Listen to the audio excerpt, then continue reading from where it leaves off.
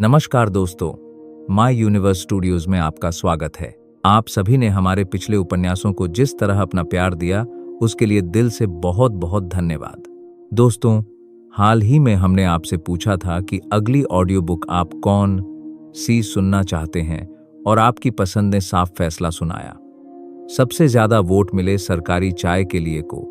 तो आज हम लेकर आए हैं आपकी फरमाइश पर सरकारी चाय के लिए एक ऐसी कहानी जिसमें जिंदगी, रिश्तों, उम्मीदों और रोजमर्रा की छोटी बड़ी बातों के रंग आपको अपने से लगेंगे। तो आइए बिना किसी देरी के शुरू करते हैं सरकारी चाय के लिए कि यह दिलचस्प कहानी। राजस्थान के बूंदी जिले में बसा नवलपुरा गांव अपनी सादगी और ग्रामीण परिवेश के लिए जाना जाता है। इसी गांव का 24 वर्षीय युवा अटल, जिसका जीवन संघर्षों और अभावों के बीच आकार ले रहा था, इस पूरी कहानी का केंद्र बिंदु है। अटल के पिता नरसिंह गांव में खेती किसानी करते हैं। जमीन का छोटा सा टुकड़ा और मौसम की बेरुखी के कारण उनके परिवार की आर्थिक स्थिति हमेशा डामाडोल ही रही। नरसिंह ने अपने जीवन में जो अभाव और उपेक्षा सही थी, वे नहीं चाहते थे कि उनका बेटा भी उसी तंगहाली में अपनी जिंदगी बिताए। उनके लिए सरकारी नौकरी केवल रोजगार का साधन नहीं, बल्कि समाज में सम्मान और सुरक्षा का इकलौता जरिया थी। अटल की मां, जो दिन भर घर के कामकाज और मवेशियों की देखभाल में लगी रहती थीं, हमेशा अटल की सेहत और उसकी पढ़ाई को लेकर चिंतित रहती थीं। गांव के माहौल में, जहां अधिकतर युवा सही मार्गदर्शन के अभाव में खेती, बाड़ी या छोटे मोटे कामों तक सीमित रह जाते थे, वहां नरसिंह ने ठान लिया था कि वे अटल को राजस्थान की शिक्षा नगरी कोटा भेजेंगे। कोटा, जो कोचिंग संस्थानों और प्रतियोगी परीक्षाओं की तैयारी का गढ़ माना जाता है, नवलपुरा के लोगों के लिए सपनों का शहर था। माध्यमिक और उच्च शिक्षा पूरी करने के बाद जब शिक्षक भर्ती परीक्षा की घोषणा हुई, तो घर में इस बात पर गहन चर्चा हुई। नरसिंह ने अपनी बचत के कुछ पैसे जोड़े और कुछ रुपए गांव के ही साहूकार से ब्याज पर लिए, ताकि अटल के कोटा में रहने और कोचिंग की फीस का इंतजाम हो सके। अटल के मन में एक तरफ तो अपने गांव और घर को छोड़ने का दुख था, वहीं दूसरी तरफ पिता के कंधों पर चढ़े कर्ज के बोझ को उतारने की भारी जिम्मेदारी का एहसास भी था। रवानगी वाले दिन घर का माहौल बेहद भावुक था। मां ने अटल के बैग में घर के बने बेसन के लड्डू, बाटी और सूखी सब्जियां इस उम्मीद के साथ बांध दीं कि शहर की भागदौड़ में उनका बेटा भूखा न रहे। पिता नरसिंह ने स्टेशन तक अटल का साथ दिया। बस स्टेशन पर बस में चढ़ते समय पिता ने अटल के हाथ में कुछ रुपए थमाते हुए सिर्फ इतना कहा कि अटल, अपनी मेहनत में कोई कमी मत रखना। हमारे गांव का नाम और हमारी इज्जत अब तेरे हाथों में है। सरकारी नौकरी लग जाएगी तो समझो हमारे सारे दुख दूर हो जाएंगे। पिता के ये शब्द अटल के दिल और दिमाग में गहराई से बैठ गए। कोटा शहर में कदम रखते ही अटल को गांव और शहर के बीच का बड़ा अंतर महसूस हुआ। हर तरफ कोचिंग संस्थानों के बड़े बड़े होर्डिंग्स, युवाओं की भीड़ और चाय की थड़ियों पर किताबों के साथ बैठे छात्र दिखाई दे रहे थे। शहर की इस तेज रफ्तार ने शुरुआत में अटल को थोड़ा असहज किया। अपने सीमित बजट के कारण अटल मुख्य कोचिंग हब से थोड़ा दूर बालाकुंड और केशोपुरा क्षेत्र की तंग गलियों में किराए के कमरे की तलाश करने लगा। काफी मशक्कत के बाद उसे एक पुरानी इमारत में छोटा सा कमरा मिला। उस कमरे की दीवारें सीलन भरी थीं, खिड़की से सीधी धूप नहीं आती थी और एक कोने में लोहे की पुरानी खाट रखी थी। कमरा भले ही छोटा और असुविधाजनक था, लेकिन अटल के पास चयन करने का ज्यादा विकल्प नहीं था। उसने उसी कमरे को अपना नया ठिकाना बनाया। कमरे में अपना सामान सेट करते समय मां के हाथों से बने खाने की खुशबू ने उसे गांव की याद दिला दी, लेकिन उसने अपने आंसुओं को पोंछकर खुद को यह समझाया कि यह संघर्ष उसके बेहतर भविष्य की पहली सीढ़ी है। कोटा में अकेलेपन के शुरुआती दिनों के बाद अटल का परिचय अपने ही जैसे अन्य संघर्षरत छात्रों से हुआ, जो आगे चलकर उसके सुख दुख के साथी बने। इनमें सबसे प्रमुख अमीश था, जो 12 जिले के पाकलखेड़ा गांव का रहने वाला था। अमीश की कहानी बेहद दुखद थी। 2013 की केदारनाथ त्रासदी में उसने अपने माता पिता को खो दिया था। इस भीषण व्यक्तिगत त्रासदी के बावजूद अमीश बेहद धैर्यवान और दृढ़ निश्चयी था। वह पिछले कई वर्षों से कोटा में रहकर राजस्थान प्रशासनिक सेवा की तैयारी कर रहा था और इंटरव्यू दे चुका था। अमीश का शांत स्वभाव और उसका अनुभव अटल के लिए मार्गदर्शक साबित हुआ। दूसरा साथी था राधे श्याम बैरवा, जिसे सभी आदर से मार साहब कहकर बुलाते थे। बूंदी के इंद्रपुरिया गांव के रहने वाले 34 वर्षीय मार साहब समूह में सबसे वरिष्ठ थे। कई बार असफलताएं झेलने के बावजूद उनके भीतर का उत्साह खत्म नहीं हुआ था। वे हमेशा युवा छात्रों का हौसला बढ़ाते रहते थे। तीसरा साथी था झालावाड़ का रहने वाला विकास गुप्ता। विकास स्कूली दिनों से ही अधिकारी बनने का सपना देख रहा था। उसने आईआईटी कानपुर में दाखिला लिया था, लेकिन अपने प्रशासनिक सेवा के सपने को पूरा करने के लिए उसने पढ़ाई छोड़कर कोटा का रुख किया और प्रतियोगी परीक्षा की तैयारी में जुट गया। कोटा में इन चारों दोस्तों का एक अटूट समूह बन गया। उनकी दिनचर्या सुबह जल्दी उठकर खुद खाना बनाने से शुरू होती थी। दाल बाटी बनाना, झाड़ू पोछा करना और राशन की खरीदारी आपस में बांटकर की जाती थी। आर्थिक तंगी के कारण बाहर का खाना रोजाना मुमकिन नहीं था, इसलिए घर पर ही सादा भोजन बनता था। दिन भर पुस्तकालयों में पढ़ने और कोचिंग क्लासेस लेने के बाद शाम के समय बालाकुंड के चौराहे पर चाय की थड़ी पर मिलना उनकी रोज की आदत बन गई थी। यह चाय की थड़ी केवल थकान मिटाने की जगह नहीं थी, बल्कि यह उनके सपनों, विचारों और चिंताओं के आदान प्रदान का अड्डा थी। इसी चाय को वे मजाक और उम्मीद के साथ सरकारी चाय कहा करते थे। एक ऐसी चाय जो उनके सरकारी अफसर या शिक्षक बनने के सपने से सीधी जुड़ी हुई थी। चाय की चुस्कियों के बीच राजस्थान के इतिहास, भूगोल, समसामयिकी और परीक्षा रणनीतियों पर गहन चर्चाएं होती थीं। जैसे जैसे दिन बीतते गए, परीक्षाओं की तिथियां नजदीक आने लगीं। इसके साथ ही छात्रों पर मानसिक दबाव भी बढ़ने लगा। घर से आने वाले फोन कॉल्स में पिता की उम्मीदें और गांव के लोगों के ताने अटल के मन में एक अनजाना डर पैदा करते थे। क्या वह इस परीक्षा को पास कर पाएगा? अगर उसका चयन नहीं हुआ तो पिता का कर्ज कैसे चुकेगा? ये सवाल अक्सर रात में उसे सोने नहीं देते थे। लेकिन जब भी अटल निराश होता, अमीश और मार साहब उसके साथ बैठकर बातें करते। अमीश उसे समझाता कि असफलता से डरने की बजाय प्रक्रिया पर ध्यान देना चाहिए। मार साहब अपनी पिछली असफलताओं के किस्से सुनाकर माहौल को हल्का कर देते। चारों दोस्तों के बीच का यह भाईचारा उनके संघर्ष को थोड़ा आसान बना देता था। इस प्रकार नवलपुरा के एक सीधे साधे लड़के का कोटा की प्रतिस्पर्धी दुनिया में समायोजन, अपने साथियों के साथ एक नया परिवार बनाना और अपने सपनों की नींव रखने का यह दौर आगे बढ़ता है।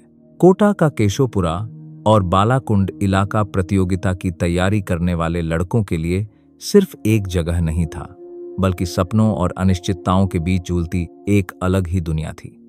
अटल का दिन सुबह सूरज निकलने से पहले ही शुरू हो जाता था।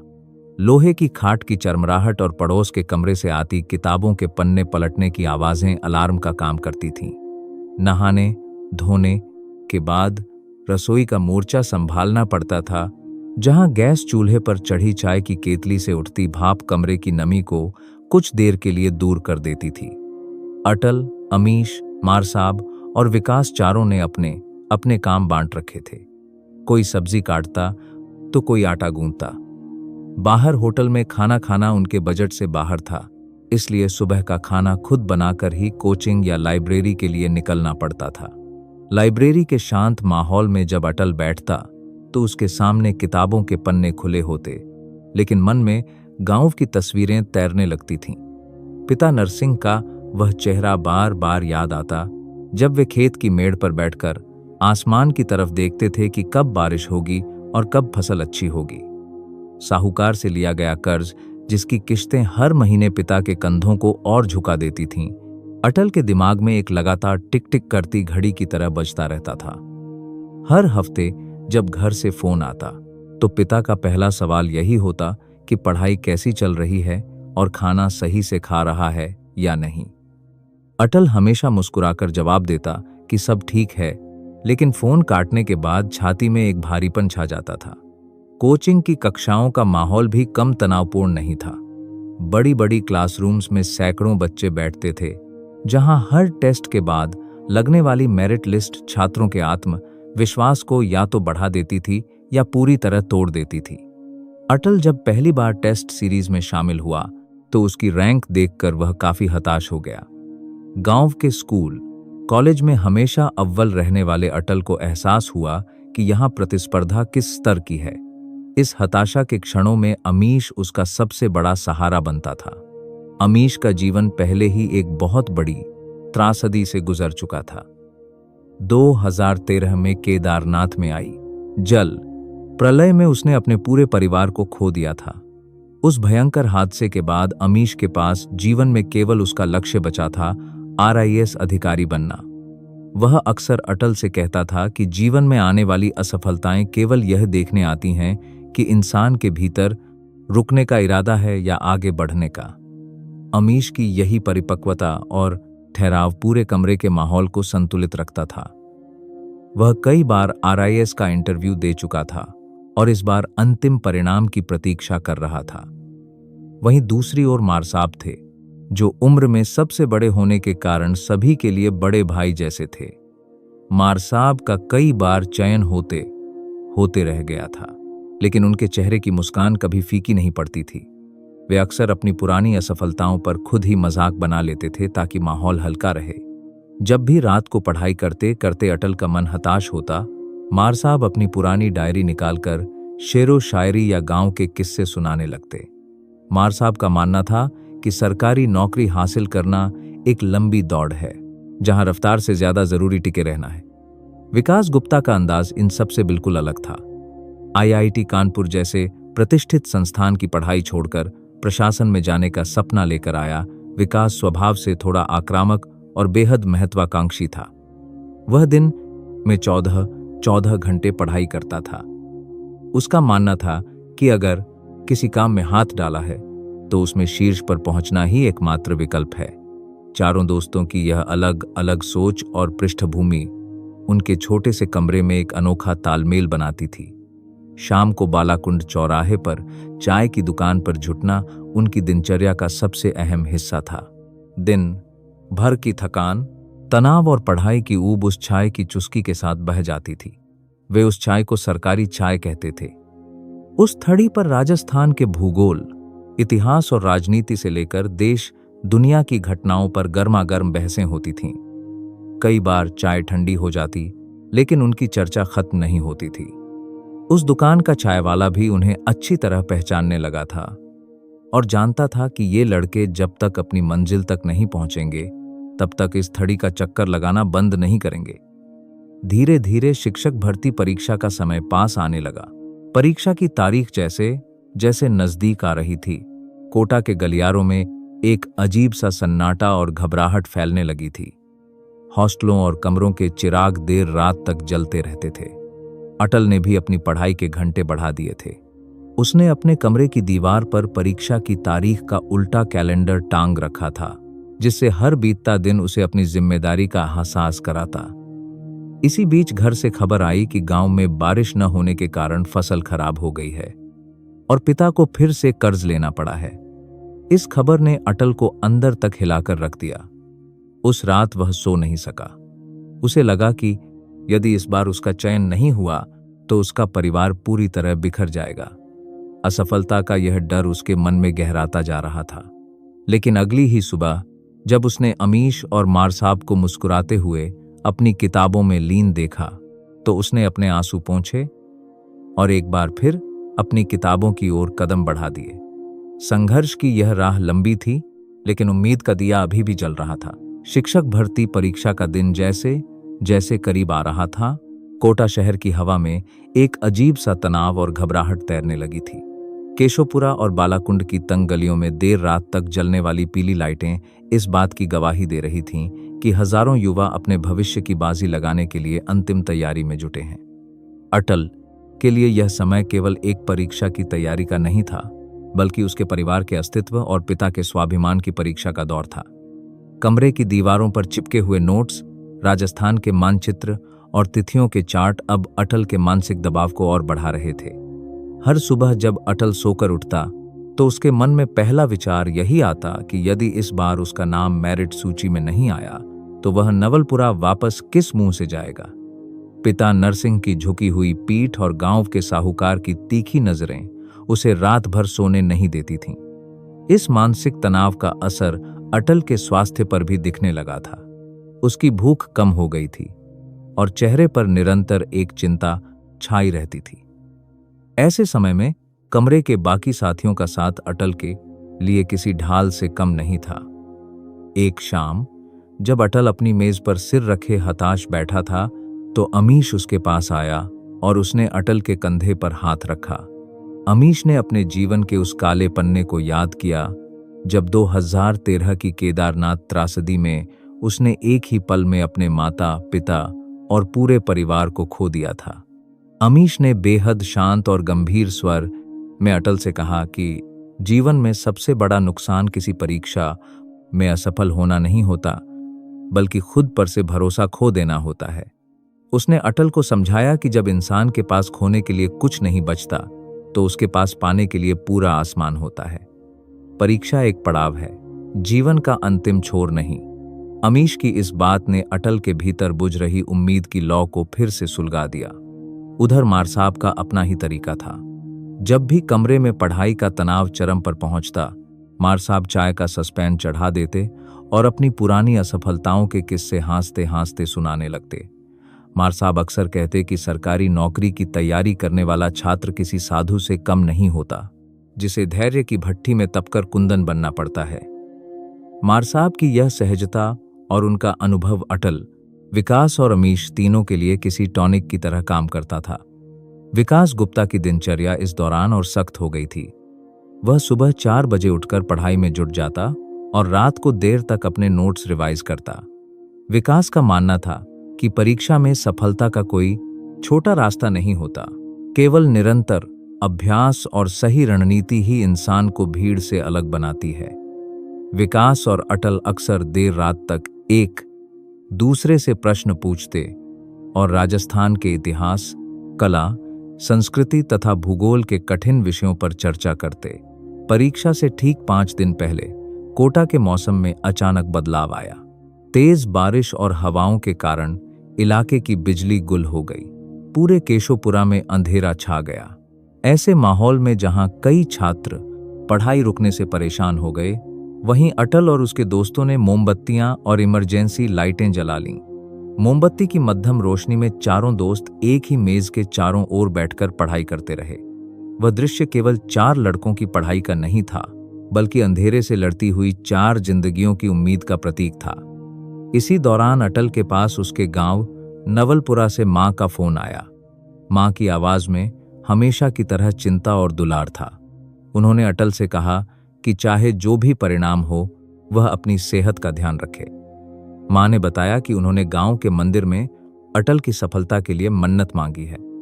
मां की इस बात ने अटल के मन को छू लिया, लेकिन साथ ही उसके भीतर एक नया संकल्प भी भर दिया। उसने तय किया कि वह अपनी ओर से मेहनत में कोई कमी नहीं छोड़ेगा, चाहे परिणाम कुछ भी हो। परीक्षा से एक दिन पहले की रात बेहद भारी थी। चारों दोस्तों ने किताबें बंद कर दी थीं, क्योंकि अंतिम समय में बहुत ज्यादा पढ़ना दिमाग को और उलझा सकता था। वे चारों कमरे की छत पर चले गए। आसमान में तारे चमक रहे थे और नीचे कोटा शहर की रोशनियां टिमटिमा रही थीं। चारों दोस्त शांत बैठकर अपने भविष्य के बारे में सोच रहे थे। अमीश ने उस सन्नाटे को तोड़ते हुए कहा कि कल की परीक्षा केवल एक कागज का पन्ना है। यह तय नहीं करेगी कि हम इंसान कैसे हैं। मारसाब ने अपनी मूंछों पर ताव देते हुए कहा कि हमने अपनी ओर से पूरी ईमानदारी से पसीना बहाया है, अब मैदान में जो होगा देखा जाएगा। विकास ने अपनी घड़ी की तरफ देखा और कहा कि कल का दिन हम सभी के संघर्ष की दिशा तय करने वाला है। अटल उस रात काफी देर तक जागता रहा। उसने अपनी खाट पर लेटे अपने पिता नरसिंह के हाथों के छालों को याद किया, जो खेत में कुदाल चलाते चलाते पड़ गए थे। उसने याद किया कि कैसे पिता ने अपनी पुरानी साइकिल बेचकर उसे कोटा के लिए पैसे दिए थे। अटल ने अपनी आंखें बंद की और मन ही मन ईश्वर से प्रार्थना की कि उसे इतनी शक्ति दे कि वह अपने पिता के सपनों को सच कर सके।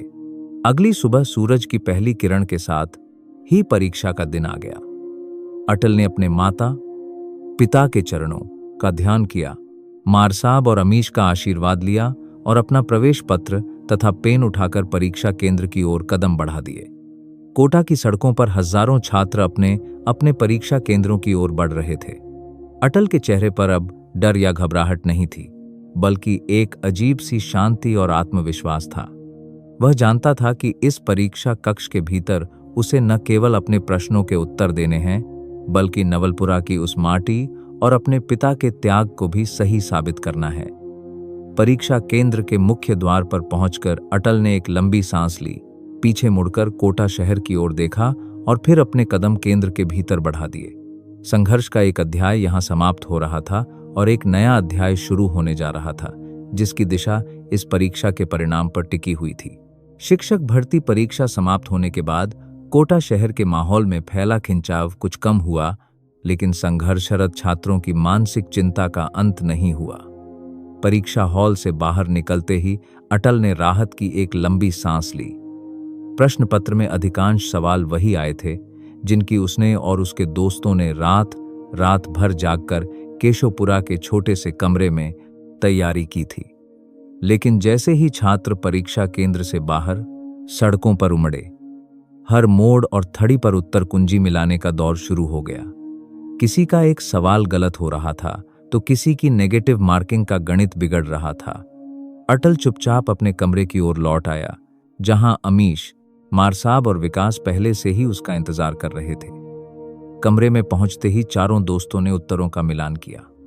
अटल का पेपर उम्मीद से काफी बेहतर हुआ था, जिससे उसके चेहरे पर हल्की सी मुस्कान आ गई।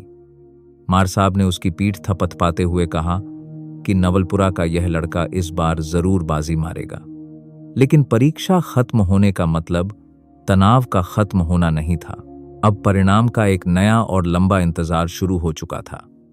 प्रतियोगी परीक्षाओं की तैयारी करने वाले युवाओं के लिए यह इंतजार का समय पढ़ाई से भी ज्यादा पीड़ादायक होता है।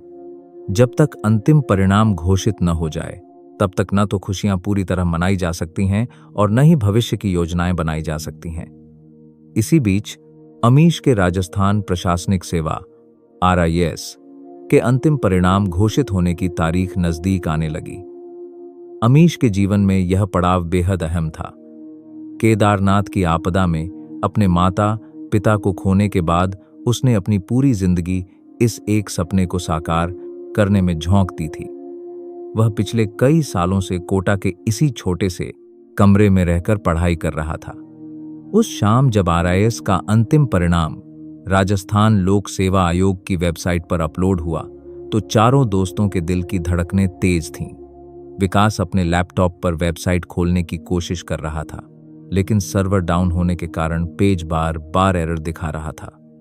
कमरे में छाई खामोशी इतनी गहरी थी कि चारों की सांसों की आवाज साफ सुनाई दे रही थी।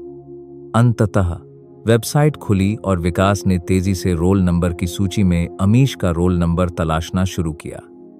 सूची को नीचे स्क्रॉल करते ही एक जगह विकास की उंगलियां थम गईं। अमीश का चयन हो चुका था और उसने राज्य स्तर पर बेहतरीन रैंक हासिल की थी। कुछ पलों के लिए कमरे में सन्नाटा छा गया, मानो किसी को अपनी आंखों पर यकीन न हो रहा हो। फिर अचानक मार साहब ने जोर से अमीश को गले लगा लिया। अटल की आंखों से खुशी के आंसू बह निकले। यह सफलता केवल अमीश की नहीं थी, बल्कि उन चारों की साझा तपस्या, त्याग और उस सरकारी चाय की जीत थी जिसे वे हर शाम उम्मीद के साथ पीते थे। अमीश का STM पद पर चयन होने की खबर जंगल की आग की तरह पूरे केशोपुरा और उसके गांव पाकलखेड़ा में फैल गई। जिस कमरे में कल तक तंगहाली और अंधेरा था, वहां आज बधाई देने वालों का तांता लग गया। कोचिंग संस्थानों के प्रतिनिधि और मीडिया के लोग अमीश का इंटरव्यू लेने पहुंचने लगे। जो लोग कल तक इन लड़कों की तैयारी पर सवाल उठाते थे, वे आज उनकी तारीफों के पुल बांध रहे थे। लेकिन अमीश इस पूरी हलचल के बीच भी उतना ही शांत और विनम्र रहा जितना वह हमेशा रहता था। उसने अपनी सफलता का श्रेय अपने दिवंगत माता पिता के आशीर्वाद और अपने इन 3 दोस्तों के अटूट साथ को दिया। अमीश की सफलता ने अटल के भीतर एक नया आत्मविश्वास भर दिया। उसने देखा कि कैसे एक साधारण पृष्ठभूमि का लड़का अपनी मेहनत और दृढ़ संकल्प के बल पर अपनी किस्मत बदल सकता है। कुछ ही दिनों में अमीश का जयपुर में प्रशिक्षण ट्रेनिंग शुरू होने वाला था, जिसका मतलब था कि अब उस छोटे से कमरे से उसके जाने का समय आ गया था। विदाई की रात चारों दोस्त बालाकुंड के उसी चाय के ठेले पर एकत्र हुए। माहौल में खुशी और अलगाव का एक अजीब सा मिश्रण था। चाय की थड़ी पर बैठकर चारों ने अपने बीते दिनों को याद किया, वे रातें जब उनके पास राशन खरीदने के पैसे नहीं होते थे, वे दिन जब परीक्षा रद्द होने की खबर सुनकर उनका दिल टूट जाता था, और वे शामें जब चाय की एक कटोरी उनके सारे तनाव को मिटा देती थी। अमीश ने चाय की चुस्की लेते हुए अटल, मारसाब और विकास से कहा कि सफलता किसी को महान नहीं बनाती, बल्कि संघर्ष के दिनों में बनाए गए रिश्ते और सीखा हुआ धैर्य ही इंसान की असली संपत्ति होते हैं। उसने अटल से वादा लिया कि वह अपने शिक्षक भर्ती परीक्षा के परिणाम को लेकर परेशान नहीं होगा और पूरे आत्मविश्वास के साथ आगे बढ़ेगा। अगली सुबह जब अमीश अपना बैग उठाकर जयपुर के लिए रवाना होने लगा, तो चारों दोस्तों के गले में एक फांस सी अटक गई। अमीश ने कमरे के हर कोने को ध्यान से देखा, जहां उसने अपनी जिंदगी के सबसे कठिन और सबसे खूबसूरत साल बिताए थे। उसने अटल और विकास को गले लगाया और मारसाब के चरण स्पर्श किए। बस में बैठते समय अमीश ने खिड़की से बाहर हाथ निकाला और मुस्कुराते हुए कहा कि यह कमरा केवल संघर्ष का साक्षी नहीं है, यह सफलता का रास्ता है। बहुत जल्द तुम तीनों भी अपनी मंजिलों तक पहुंचोगे। अमीश के चले जाने के बाद कमरे में एक खालीपन छा गया। उसकी टेबल, उसकी रखी हुई किताबें और उसका शांत व्यवहार हमेशा याद आता था, लेकिन इस खालीपन ने अटल को और अधिक परिपक्व बना दिया। अब उसे समझ आ गया था कि कोटा की यह धरती केवल सपने नहीं दिखाती, बल्कि उन्हें सच करने का जज्बा भी देती है। अटल ने एक बार फिर अपनी किताबों की धूल झाड़ी और अपने शिक्षक बनने के सपने तथा अपने पिता के कर्ज को चुकाने की जिम्मेदारी को पूरा करने के लिए नए सिरे से तैयारी में जुट गया। संघर्ष का यह दौर अभी खत्म नहीं हुआ था, लेकिन अब उसके पास आगे बढ़ने का एक जीता जागता उदाहरण था। अमीश के जयपुर रवाना होने के बाद केशोपुरा का वह छोटा सा कमरा अचानक बहुत शांत और बड़ा महसूस होने लगा था। कमरे में फैली खामोशी में भी उन दिनों की गूंज थी जब चारों दोस्त एक साथ बैठकर पढ़ाई करते थे, चाय की चुस्कियां लेते थे और अपने सपनों के ताने बाने बुनते थे।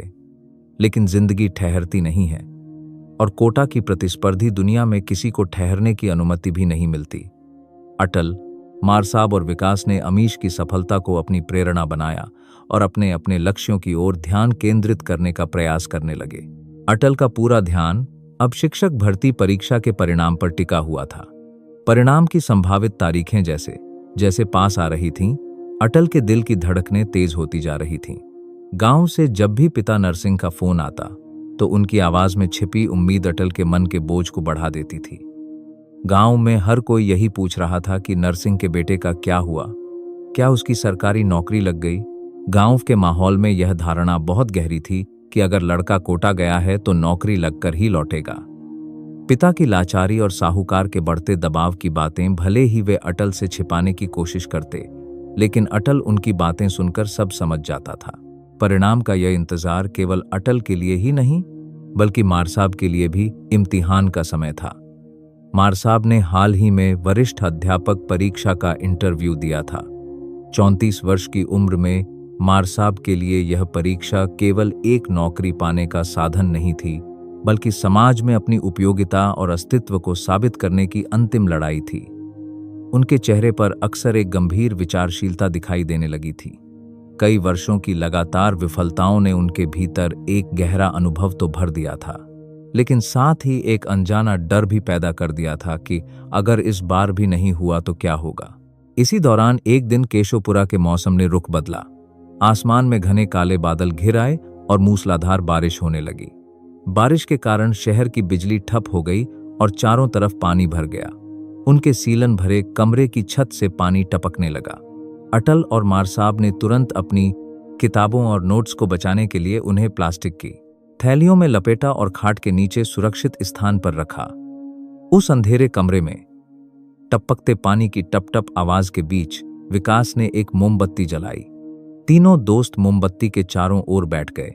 उस रात मार साहब ने अपने दिल की बात साझा की। उन्होंने अटल और विकास को बताया कि कैसे उनके अपने गांव इंद्रपुरिया में लोग उन पर हंसते थे जब वे हर साल कोटा लौट आते थे। लोग कहते थे कि राधे श्याम तो कोटा में बस गया है, उसकी कभी नौकरी नहीं लगेगी। मार साहब ने भावुक होकर कहा कि लोग केवल सफलता देखते हैं, उसके पीछे का पसीना, रात रात भर जागना और एकांत का दंश कोई नहीं देखता। मार साहब की बातें सुनकर अटल को एहसास हुआ कि संघर्ष हर किसी का अलग होता है, लेकिन दर्द और उम्मीद सबकी एक जैसी ही होती है। अगली सुबह सूरज निकलने के बाद खबरें आईं कि शिक्षक भर्ती परीक्षा का परिणाम आज शाम को घोषित होने की पूरी संभावना है। यह खबर सुनते ही अटल के पेट में एक अजीब सी ऐंठन होने लगी। पूरे दिन अटल से न तो कुछ खाया गया और न ही वह एक जगह टिक कर बैठ सका। वह बार बार कमरे से बाहर निकलता, बालकनी में टहलता और फिर वापस आकर बैठ जाता। विकास और मार साहब उसे शांत रहने की सलाह दे रहे थे, लेकिन अटल का दिमाग काबू में नहीं था। उसके सामने बार बार अपने पिता का चेहरा आ जाता था, जो खेत में दिन रात पसीना बहाते थे ताकि कोटा में उनके बेटे का खर्चा चलता रहे। शाम के करीब 6 बजे राजस्थान कर्मचारी चयन बोर्ड ने अपनी आधिकारिक वेबसाइट पर मेरिट सूची जारी की। इंटरनेट की गति धीमी होने के कारण साइबर कैफे में छात्रों की भारी भीड़ जमा हो गई थी। अटल, मार साहब और विकास भी पास के एक साइबर कैफे पहुंचे। कैफे का माहौल बेहद तनावपूर्ण था। कोई खुशी से झूम रहा था तो कोई कोने में खड़ा होकर रो रहा था। अटल का दिल इतनी जोर से धड़क रहा था कि उसे लग रहा था जैसे उसकी छाती फट जाएगी। विकास ने कैफे के कंप्यूटर पर सूची खोली और अटल का रोल नंबर डालकर सर्च किया। पहली बार में कोई परिणाम नहीं मिला, जिससे अटल के पैर कांपने लगे। विकास ने दोबारा ध्यान से रोल नंबर मिलाया और एंटर दबाया। इस बार स्क्रीन पर हरे अक्षरों में प्रोविजनल लिस्ट में चयनित उम्मीदवारों में अटल का रोल नंबर दिखाई दे रहा था। अटल का कट ऑफ अंक से काफी ऊपर अंकों के साथ चयन हो गया था। सफलता की उस खबर को देखकर अटल स्तब्ध रह गया। कुछ सेकंड के लिए उसे लगा कि वह कोई सपना देख रहा है। फिर जब विकास ने उसे जोर से हिलाया और मार साहब ने उसे अपनी बाहों में भर लिया, तब जाकर उसे वास्तविकता का एहसास हुआ। अटल की आंखों से आंसुओं की धारा बह निकली। यह केवल एक परीक्षा पास करने की खुशी नहीं थी, बल्कि वर्षों के मानसिक दबाव, गरीबी, ताने और असफलता के डर से मुक्ति का एहसास था। कैफे से बाहर निकलकर अटल ने तुरंत अपने गांव फोन लगाया। जब पिता नरसिंह ने फोन उठाया तो अटल की आवाज मारे खुशी के फूट फूट कर रोने के कारण निकल ही नहीं रही थी।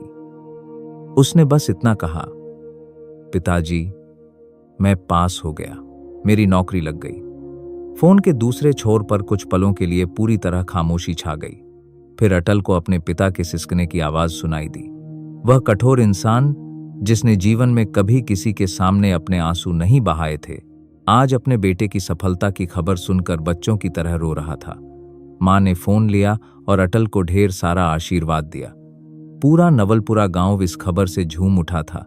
नरसिंह का बेटा आखिरकार शिक्षक बनने जा रहा था। रात को तीनों दोस्त फिर से बालाकुंड चौराहे की उसी चाय की थड़ी पर पहुंचे। अटल ने आज अपनी जेब से सभी के लिए चाय और मिठाई के पैसे दिए।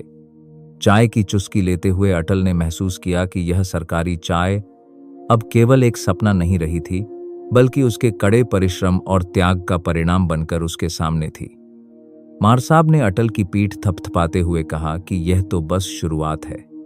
अभी जिंदगी की बहुत सी परीक्षाएं बाकी हैं, लेकिन आज की रात जश्न मनाने की है। अटल ने आसमान की ओर देखा और ईश्वर का धन्यवाद किया, यह जानते हुए कि उसकी जिंदगी का एक सबसे कठिन दौर अब समाप्त हो चुका था और एक नया सूरज उगने वाला था। अटल के चयन की खबर ने केशोपुरा के कमरे के माहौल को पूरी तरह बदल दिया था।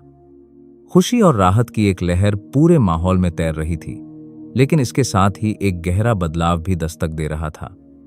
अब तक जो कमरा केवल संघर्ष, तंगहाली और अनिश्चितताओं का ठिकाना हुआ करता था, वहां अब सफलता की मिसालें कायम होने लगी थीं।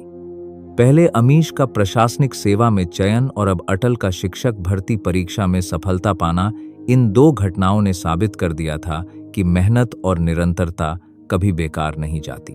हालांकि सफलता की इस खुशी के बीच मार साहब के दिल में एक अजीब सी कसक और बेचैनी भी गहराने लगी थी। मार साहब, जो उम्र और अनुभव में सबसे बड़े थे और जिन्होंने कोटा की इन गलियों में अपने जीवन का एक बड़ा हिस्सा खपा दिया था, अभी भी परिणाम की प्रतीक्षा में थे। उनके चेहरे पर हमेशा रहने वाली सहज मुस्कान के पीछे एक गहरा सन्नाटा छिपने लगा था। अटल और विकास दोनों ही मार साहब की इस स्थिति को भली भांति समझते थे। अटल अपनी खुशी को बहुत ज्यादा प्रकट करने से बचता था ताकि मार साहब के मन को कोई ठेस न पहुंचे। अटल का दस्तावेज सत्यापन, डॉक्यूमेंट वेरिफिकेशन का काम शुरू हो चुका था, जिसके लिए उसे जयपुर जाना था। गांव नवलपुरा से पिता नरसिंह ने भी फोन पर बताया कि कैसे पूरे गांव में अब लोग उनका सम्मान करने लगे थे। जो साहूकार पहले दरवाजे पर आकर तीखी बातें कहता था, वह भी अब चाय पीने घर आ रहा था और कर्ज चुकता करने के लिए सहजता से समय दे रहा था। पिता की आवाज में जो सुकून और गर्व था, उसने अटल को एहसास कराया कि उसकी रातों की नींद और कोटा का संघर्ष आखिरकार सफल हो चुका था। जयपुर जाने से पहले की शाम तीनों दोस्तों ने कमरे में एक छोटी सी बैठक रखी। विकास, जो RIS मुख्य परीक्षा की तैयारी में पूरी ताकत से जुटा हुआ था, ने चाय बनाई। चाय की चुस्कियों के बीच मार साहब ने अटल का हाथ पकड़ा और बेहद भावुक होकर बोले कि जब कोई छोटा भाई सफल होता है तो बड़े भाई का सीना गर्व से चौड़ा हो जाता है।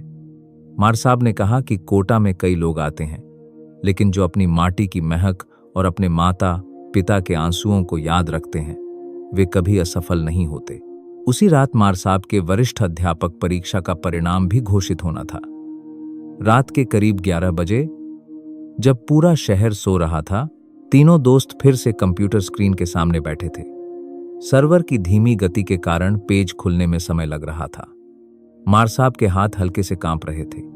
विकास ने माउस की क्लिक से जब परिणाम सूची खोली तो मार साहब ने अपनी आंखें मूंद लीं। अटल ने सूची में मार साहब यानी राधेश्याम बैरवा का नाम और रोल नंबर खोजना शुरू किया। जैसे ही अटल की नजर मार साहब के रोल नंबर पर पड़ी, उसकी आंखें खुशी से चमक उठीं। मार साहब का भी अंतिम रूप से चयन हो चुका था। सालों का सूखा, लोगों के ताने, असफलता का दंश और ढलती उम्र का डर, सब कुछ एक ही पल में बह गया। जब अटल ने चिल्लाकर कहा कि मार साहब आपका चयन हो गया है, तो मार साहब कुछ देर तक चुपचाप बैठे रहे। फिर अचानक वे फूट फूट कर रोने लगे। यह एक ऐसे इंसान के आंसू थे जिसने अपनी जिंदगी के 10 साल एक ही सपने को सींचने में लगा दिए थे। अटल और विकास ने मार साहब को कसकर गले लगा लिया। उस रात उस छोटे से सीलन भरे कमरे में जो आंसू बहे, वे दुख के नहीं बल्कि सालों की तपस्या के सफल होने के आंसू थे। मार साहब ने रोते हुए अपनी स्वर्गीय मां को याद किया और कहा कि आज अगर मां होती तो सबसे ज्यादा खुश वही होती। उस एक कमरे ने 2 महीनों के भीतर 3 सफलताएं देखी थीं, अमीश, अटल और अब मार साहब। अगली सुबह का सूरज एक नई उम्मीद और रोशनी लेकर आया। मार साहब ने अपने गांव इंद्रपुरिया फोन करके अपनी सफलता की खबर दी। गांव का माहौल पूरी तरह बदल गया। जो लोग कल तक मार साहब को कोटा में अटका हुआ बूढ़ा छात्र कहते थे, वे आज उन्हें मार साहब कहकर पूरे आदर से संबोधित कर रहे थे। सफलता ने एक ही झटके में सारे पुराने अपमान धो डाले थे। अब समय आ गया था जब अटल और मार साहब दोनों को कोटा का यह कमरा छोड़कर अपने अपने गंतव्य की ओर बढ़ना था।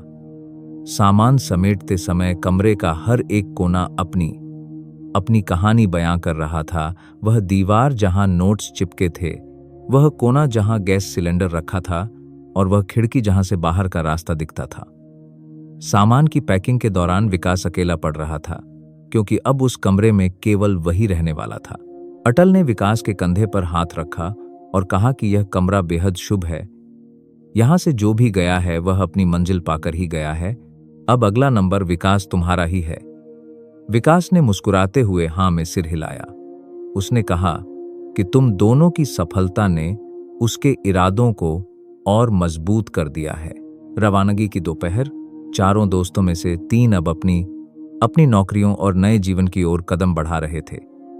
बालाकुंड की उस चाय की थड़ी पर तीनों आखिरी बार एक साथ चाय पीने पहुंचे।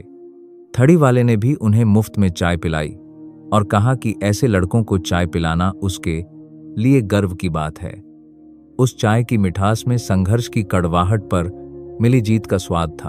अटल ने बस में बैठते समय कोटा शहर की इमारतों और कोचिंग के होर्डिंग्स को आखिरी बार देखा।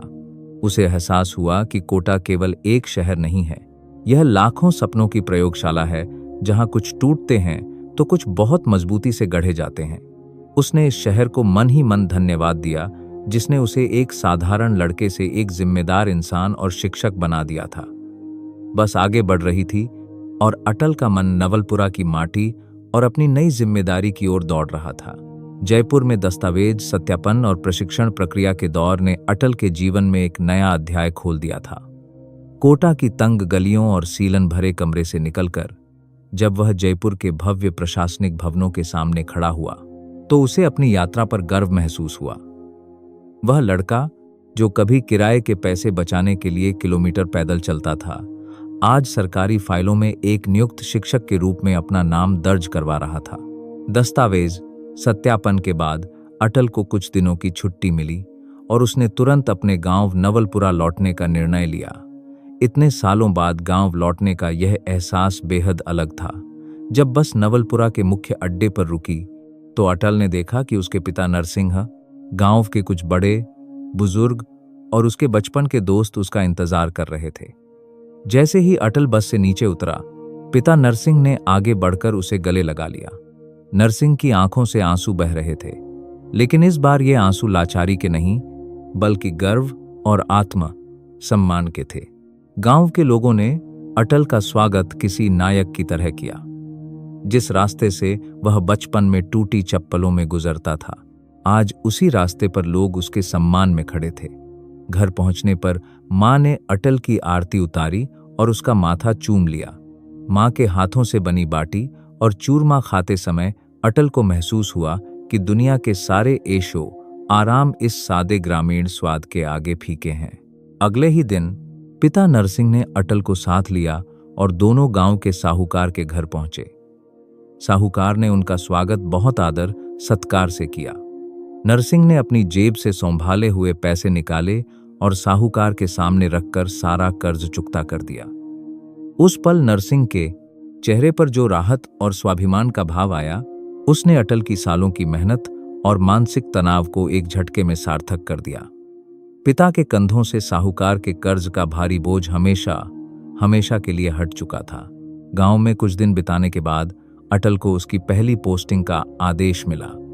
उसे बूंदी जिले के ही एक दूर दराज के ग्रामीण क्षेत्र के प्राथमिक विद्यालय में पदस्थापित किया गया था। पदभार ग्रहण करने का पहला दिन अटल के जीवन का सबसे अविस्मरणीय दिन बन गया। जब उसने पहली बार कक्षा में प्रवेश किया, तो मासूम बच्चों ने खड़े होकर कहा, नमस्ते मार साहब। उन छोटे छोटे बच्चों की निष्पाप आंखों में अटल ने अपना बचपन और अपने जैसे अनगिनत ग्रामीण बच्चों का संघर्ष देखा। उसे तुरंत अपने साथी मार साहब राधे श्याम बैरवा की बातें याद आ गईं, जो हमेशा कहते थे कि शिक्षक का काम केवल किताबें पढ़ाना नहीं, बल्कि बच्चों की सोच को नई दिशा देना होता है। अटल ने पहली ही कक्षा में यह संकल्प लिया कि वह इन बच्चों को केवल किताबी ज्ञान नहीं देगा, बल्कि उन्हें सपनों को सच करने का साहस और सही मार्गदर्शन भी प्रदान करेगा। स्कूल के माहौल में खुद को ढालते हुए अटल ने अपने पढ़ाने के तरीकों में नयापन लाया। वह बच्चों को खेल खेल में गणित और विज्ञान पढ़ाने लगा, जिससे बच्चों की उपस्थिति में भारी सुधार होने लगा। गांव के लोग भी अटल के इस समर्पण को देखकर बहुत प्रभावित हुए। इसी दौरान अटल का संपर्क जयपुर में प्रशिक्षण ले रहे अमीश और अपनी नई पोस्टिंग पर कार्यरत मार साहब से फोन पर होता रहता था। अमीश अब एक प्रशासनिक अधिकारी के रूप में अपनी सेवाएं दे रहा था और अक्सर अटल से ग्रामीण शिक्षा व्यवस्था में सुधार लाने के नए विचारों पर चर्चा करता था। मार साहब भी अपने स्कूल में पूरी लगन से पढ़ा रहे थे और अपने अनुभव से बच्चों को प्रेरित कर रहे थे। तीनों दोस्त अलग अलग जगहों पर थे, लेकिन उनकी सोच और उद्देश्य आज भी एक ही था, अपने काम के प्रति ईमानदारी और समाज के लिए कुछ बेहतर करने का जज्बा। अटल की पोस्टिंग वाले स्कूल में धीरे धीरे सकारात्मक बदलाव दिखने लगे। उसने बच्चों के लिए एक छोटी सी लाइब्रेरी भी शुरू की, जिसमें कहानियों और सामान्य ज्ञान की किताबें रखी गईं। अटल जानता था कि नवलपुरा से कोटा तक का उसका सफर कितना कठिन था, और वह नहीं चाहता था कि उसके गांव या आसपास के बच्चों को मार्गदर्शन की कमी के कारण वैसी ही कठिनाइयों का सामना करना पड़े। एक शाम स्कूल की छुट्टी के बाद अटल खाली क्लासरूम में अकेला बैठा हुआ था। ब्लैक बोर्ड पर लिखे शब्दों और शांत पड़ी बेंचों को देखते हुए उसका मन फिर से कोटा के उस छोटे से कमरे, बालाकुंड चौराहे की चाय की थड़ी और अपने उन संघर्षी दोस्तों की ओर लौट गया। उसने महसूस किया कि सरकारी नौकरी मिलना केवल आर्थिक सुरक्षा का जरिया नहीं था, बल्कि यह एक बहुत बड़ी सामाजिक जिम्मेदारी की शुरुआत थी। अटल ने अपने जेब से एक डायरी निकाली और उसमें अपने विचारों को लिखना शुरू किया। उसने लिखा कि संघर्ष के वे दिन इंसान को केवल तोड़ते नहीं हैं, बल्कि उसे अंदर से इतना मजबूत और संवेदनशील बना देते हैं कि वह दूसरों के दुख दर्द को आसानी से समझ सके। नवलपुरा की मिट्टी से उठकर एक शिक्षक बनने तक का यह सफर अब अपने अगले पड़ाव की ओर बढ़ रहा था, जहां अटल को कई मासूम जिंदगियों को रोशन करना था। शिक्षक के रूप में अपनी भूमिका को गहराई से स्वीकार करने के बाद अटल का जीवन एक नए धरातल पर आगे बढ़ रहा था। बूंदी जिले के उस ग्रामीण विद्यालय में पढ़ाते हुए उसे कुछ महीने बीत चुके थे। अब उसका संघर्ष स्वयं की पहचान या रोजगार पाने का नहीं था, बल्कि उन बच्चों के भविष्य को संवारने का था जो संसाधनों के अभाव में बड़े हो रहे थे। अटल ने महसूस किया कि ग्रामीण क्षेत्रों में प्रतिभा की कोई कमी नहीं है, लेकिन सही दिशा और अवसरों के अभाव में अक्सर ये बच्चे पिछड़ जाते हैं। इसी सोच के साथ अटल ने स्कूल के समय के बाद गांव के जरूरतमंद छात्रों के लिए एक मुफ्त कोचिंग कक्षा की शुरुआत की। वह शाम को स्कूल के बरामदे में ही बच्चों को एकत्र करता और उन्हें गणित, विज्ञान तथा तर्कशक्ति के बुनियादी सिद्धांत समझाता।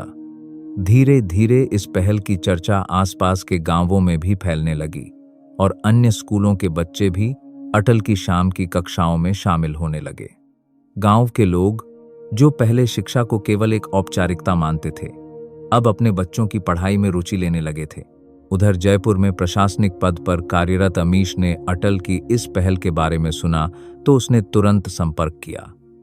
अमीश ने एक प्रशासनिक अधिकारी के रूप में अपनी पहुंच का उपयोग करते हुए अटल के स्कूल के लिए कुछ पुरानी लेकिन उपयोगी कंप्यूटर प्रणालियां और नई पुस्तकों का इंतजाम करवाया। अमीश का मानना था कि ग्रामीण बच्चों को डिजिटल साक्षरता से जोड़े बिना आज के दौर में उन्हें सशक्त नहीं बनाया जा सकता। जब स्कूल में पहला कंप्यूटर आया तो बच्चों की आंखों में जो कौतूहल और चमक थी, उसने अटल के दिल को छू लिया। इसी दौरान कोटा से विकास का फोन आया। विकास अभी भी उसी केशवपुरा वाले कमरे में रहकर RIS राष्ट्र मुख्य परीक्षा की तैयारी में दिन रात एक किए हुए था।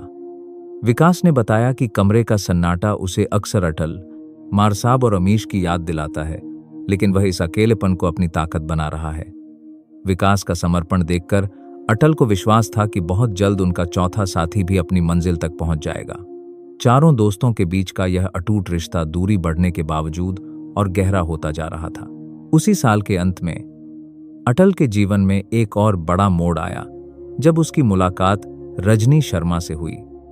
रजनी एक उभरती हुई लेखिका और शोधकर्ता थीं, जो राजस्थान के ग्रामीण छात्रों के संघर्ष और उनकी जीवन शैली पर एक पुस्तक लिख रही थीं। रजनी को जब कोटा के उन 4 दोस्तों और उनके सरकारी चाय वाले समूह के बारे में पता चला तो वह अटल से इंटरव्यू लेने उसके स्कूल पहुंची। रजनी ने अटल से उसके नवलपुरा के शुरुआती दिनों से लेकर कोटा के तंग कमरों, केशवपुरा की रातों और असफलता के डर के बारे में विस्तार से बातचीत की। अटल ने अपने संघर्ष की पूरी कहानी ईमानदारी से साझा की। उसने रजनी को बताया कि कैसे गरीबी और तंगहाली इंसान के सपनों को कुचलने की कोशिश करती है, लेकिन अगर इंसान के पास संयम और सच्चे दोस्तों का साथ हो तो हर बाधा को पार किया जा सकता है। रजनी अटल की सादगी, उसके विचारों और अपने काम के प्रति उसके समर्पण से बेहद प्रभावित हुईं। रजनी के साथ हुई चर्चाओं ने अटल को अपनी यात्रा को एक नए नजरिए से देखने का मौका दिया। उसे एहसास हुआ कि उसकी कहानी केवल उसकी अपनी कहानी नहीं है, यह राजस्थान के उन लाखों युवाओं की कहानी है जो हर साल अपने गांवों को छोड़कर शहरों की ओर रुख करते हैं, किराए के छोटे छोटे कमरों में अपनी जवानी खपाते हैं और अपने माता पिता के सपनों को अपने कंधों पर ढोते हैं। स्कूल के वार्षिक उत्सव के अवसर पर अटल ने बच्चों द्वारा तैयार एक सांस्कृतिक कार्यक्रम और विज्ञान प्रदर्शनी का आयोजन किया। इस कार्यक्रम में गांव के सरपंच, शिक्षा विभाग के वरिष्ठ अधिकारी और बच्चों के माता पिता उपस्थित थे। जब मंच पर उन छोटे छोटे बच्चों ने अपने बनाए हुए मॉडल प्रस्तुत किए और धारा प्रवाह भाषण दिया, तो उपस्थित अधिकारियों ने अटल के प्रयासों की जमकर सराहना की। जिला शिक्षा अधिकारी ने अटल को जिले के सर्वश्रेष्ठ नवनियुक्त शिक्षकों में से एक के रूप में सम्मानित किया। जब अटल को सम्मानित किया जा रहा था, तो दर्शक दीर्घ में बैठे उसके पिता नरसिंह की आंखें नम थीं। नरसिंह को याद आया कि कैसे एक समय था जब उनके पास अटल को कोटा भेजने के लिए पैसे नहीं थे और उन्हें साहूकार के आगे हाथ फैलाना पड़ा था। आज वही बेटा पूरे जिले में सम्मान पा रहा था और अपने साथ साथ अपने पूरे गांव का नाम रोशन कर रहा था। सम्मान समारोह के बाद अटल ने अपना पुरस्कार अपने पिता के चरणों में रख दिया और उनसे आशीर्वाद लिया। उस रात नवलपुरा के अपने छोटे से घर की छत पर लेटे हुए अटल ने खुले आसमान की ओर देखा। ठंडी हवा के झोंकों के बीच उसे अपने अतीत का हर एक पल याद आ रहा था। नवलपुरा की मिट्टी, पिता का पसीना, माँ के हाथ के लड्डू, कोटा का सीलन भरा कमरा, अमीश का धैर्य, मार साहब का अनुभव, विकास की महत्वाकांक्षा और बालाकुंड चौराहे की वह सरकारी चाय, इन सब ने मिलकर उसे गढ़ा था। अटल ने महसूस किया कि जीवन का असली अर्थ केवल अपनी मंजिल को पा लेना नहीं है, बल्कि उस यात्रा के दौरान अपने साथ जुड़े लोगों के जीवन में थोड़ा सा उजाला फैलाना है। एक शिक्षक के रूप में उसका सफर अब एक नई ऊंचाई की ओर बढ़ रहा था, जहां उसे कई और नौकाओं को पार लगाना था। विकास का आरएएस रास मुख्य परीक्षा का परिणाम घोषित होने का दिन आखिरकार आ ही गया। कोटा के उसी केशोपुरा वाले कमरे में बैठा विकास अपने कंप्यूटर स्क्रीन पर टकटकी लगाए हुए था। इस बार वह उस कमरे में अकेला था, लेकिन उसके साथ तीनों दोस्तों का आशीर्वाद और सालों की अटूट तपस्या जुड़ी हुई थी। जैसे ही परिणाम की पीडीएफ फाइल डाउनलोड हुई और विकास ने अपना रोल नंबर खोजा, स्क्रीन पर उसका नाम मेरिट सूची में शीर्ष स्थान पर जगमगा रहा था। विकास गुप्ता का चयन भी राजस्थान प्रशासनिक सेवा में उच्च रैंक के साथ हो चुका था। परिणाम देखते ही विकास की आंखों से खुशी के आंसू छलक पड़े। उसने तुरंत सबसे पहले अटल को फोन डेड लगाया। फोन उठते ही विकास ने भावुक आवाज में कहा, अटल, हमारा वह कमरा पूरी तरह से सफल हो गया। मैं भी पास हो गया हूं। अटल, जो उस समय स्कूल में था, यह खबर सुनते ही खुशी से झूम उठा। उसने तुरंत अमीश और मार साहब को भी यह खुशखबरी दी। चारों दोस्तों के इस समूह का हर एक सदस्य अब अपनी मंजिल तक पहुंच चुका था। अमीश प्रशासनिक सेवा में, अटल शिक्षक के रूप में, मार साहब वरिष्ठ अध्यापक पद पर और अब विकास भी एक अधिकारी के रूप में अपनी सेवा देने के लिए तैयार था। विकास की इस सफलता के उपलक्ष्य में और सालों बाद चारों दोस्तों के पुनर्मिलन के लिए जयपुर में एक खास मुलाकात तय की गई। रजनी शर्मा, जो इस पूरे संघर्ष पर अपनी किताब सरकारी छाए पूरी कर चुकी थीं, वे भी इस मुलाकात में शामिल हुईं। जयपुर के एक शांत कैफे में जब चारों दोस्त एक दूसरे के गले मिले, तो समय मानो कुछ पलों के लिए थम सा गया। वर्षों पुराना वह भाईचारा, त्याग और संघर्ष का भाव आज भी वैसा ही तरोताजा था। कैफे की टेबल पर चाय की कप सजाए गए। मार साहब ने मुस्कुराते हुए चाय की पहली चुस्की ली और कहा कि आज की यह चाय भले ही किसी बड़े कैफे की हो, लेकिन इसका स्वाद हमें हमेशा बालाकुंड चौराहे की उस सरकारी चाय की याद दिलाता रहेगा। उस चाय की थड़ी ने ही उन्हें मुश्किल से मुश्किल दौर में टूटने नहीं दिया था। अमीश, जो अब अपनी प्रशासनिक जिम्मेदारियों में व्यस्त थे, उन्होंने कहा कि कोटा की उस तंग गली और सीलन भरे कमरे ने उन्हें जो पाठ सिखाया, वह किसी यूनिवर्सिटी या प्रशासनिक अकादमी में नहीं सिखाया जा सकता। लेखिका रजनी शर्मा ने अपनी पुस्तक का ड्राफ्ट चारों के सामने रखा। उन्होंने बताया कि यह किताब केवल इन 4 दोस्तों की कहानी नहीं है, बल्कि यह देश के हर उस युवा की गाथा है जो अपने घर परिवार से दूर किराए के छोटे से कमरे में रहकर सरकारी नौकरी का सपना देखता है। यह उन अनगिनत रातों का हिसाब है जब युवा आर्थिक तंगी, सामाजिक दबाव और असफलता के डर से जूझते हुए भी हार नहीं मानते।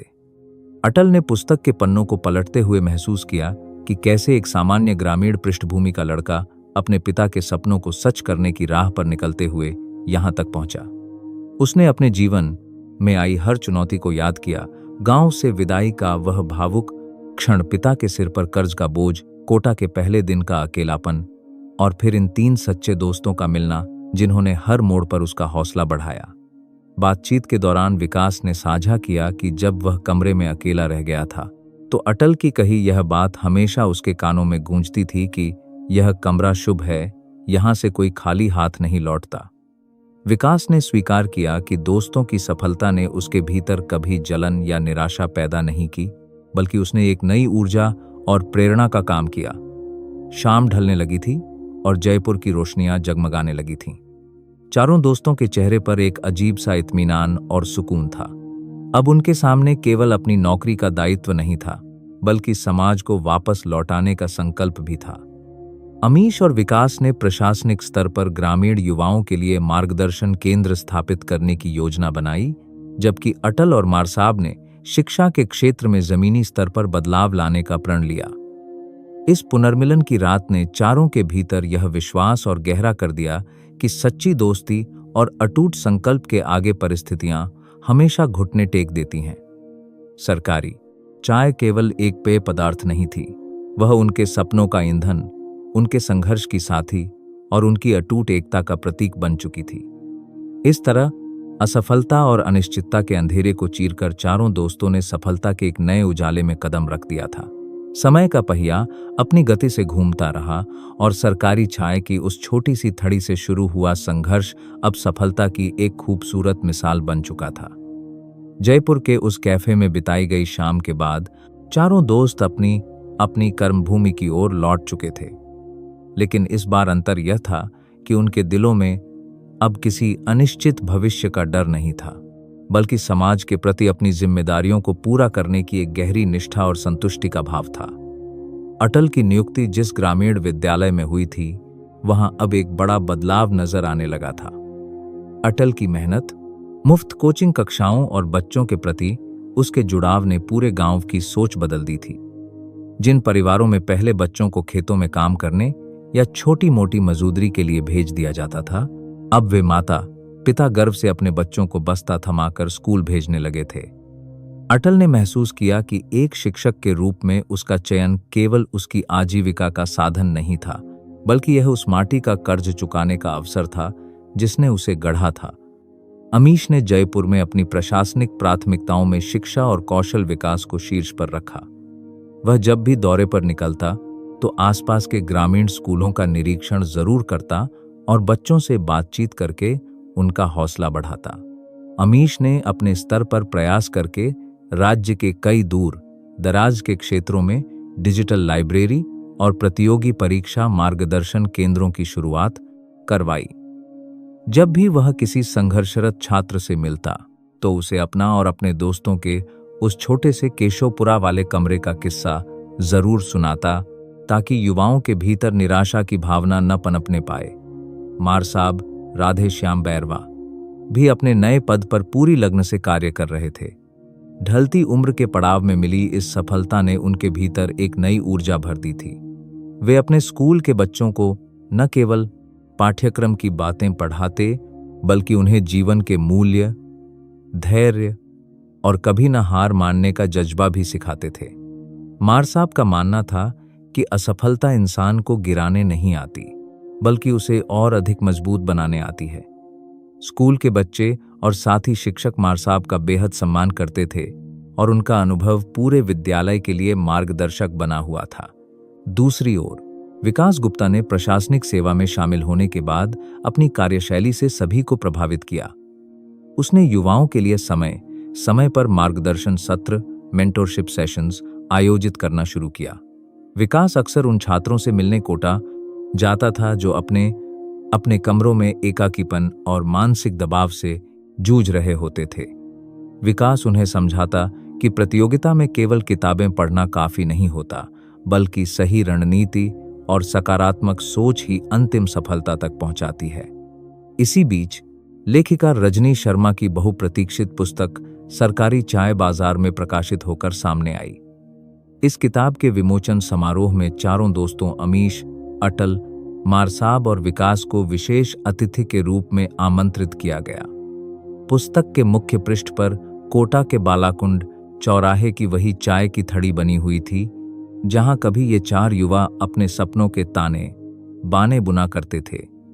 विमोचन के अवसर पर जब अटल को अपने विचार व्यक्त करने के लिए मंच पर बुलाया गया, तो उसने माइक संभाला और पूरे सभागार में छाए सन्नाटे के बीच बोलना शुरू किया।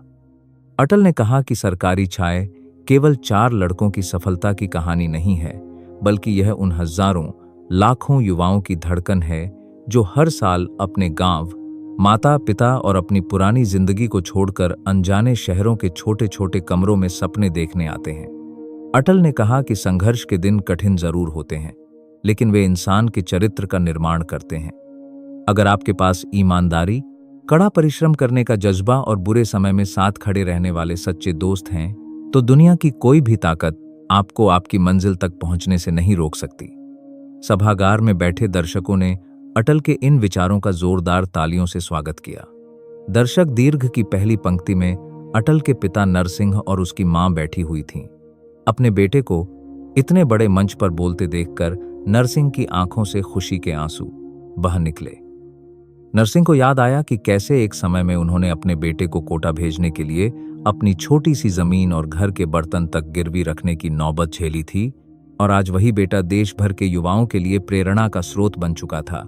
समारोह के समापन के बाद चारों दोस्त एक बार फिर बाहर आकर साथ खड़े हुए। शाम का ढलता सूरज आसमान में लालिमा बिखेर रहा था। चारों ने एक दूसरे के हाथ पर हाथ रखा और उस अटूट रिश्ते को नमन किया जिसने उन्हें अभावों के अंधेरे से निकालकर सफलता के उजाले तक पहुंचाया था। अटल ने अपने मन में विचार किया कि नवलपुरा के खेतों से शुरू हुआ उसका यह सफर अब एक मुकम्मल मोड़ पर पहुंच चुका था। उसके पिता का कर्ज चुकता हो चुका था, उनका स्वाभिमान बहाल हो चुका था और उसके अपने सपने साकार हो चुके थे। लेकिन उसने यह भी जाना कि जीवन की असली सार्थकता केवल अपनी मंजिल पा लेने में नहीं, बल्कि दूसरों के रास्तों को रोशन करने में है। सरकारी चाय के इस अंतिम अध्याय ने साबित कर दिया था कि मेहनत, त्याग और समर्पण से लिखा गया हर पन्ना इतिहास के पन्नों में अमर हो जाता है, और उम्मीद की एक छोटी सी किरण भी सबसे घने अंधेरे को चीरने का मद्दा रखती है। तो दोस्तों, उम्मीद है सरकारी चाय के लिए कि यह कहानी आपको पसंद आई होगी। अगर कहानी अच्छी लगी हो तो वीडियो को लाइक करें और माय यूनिवर्स स्टूडियोज को सब्सक्राइब करना न भूलें। कमेंट में बताइए कि अगली कौन सी किताब आप सुनना चाहते हैं। साथ ही यह भी बताइए कि आप हमें किस शहर, राज्य या देश से सुन रहे हैं। आपकी फरमाइश और आपका प्यार ही हमें अगली कहानी चुनने की प्रेरणा देता है। सुनते रहिए, जुड़े रहिए और अपना ख्याल रखिए। धन्यवाद।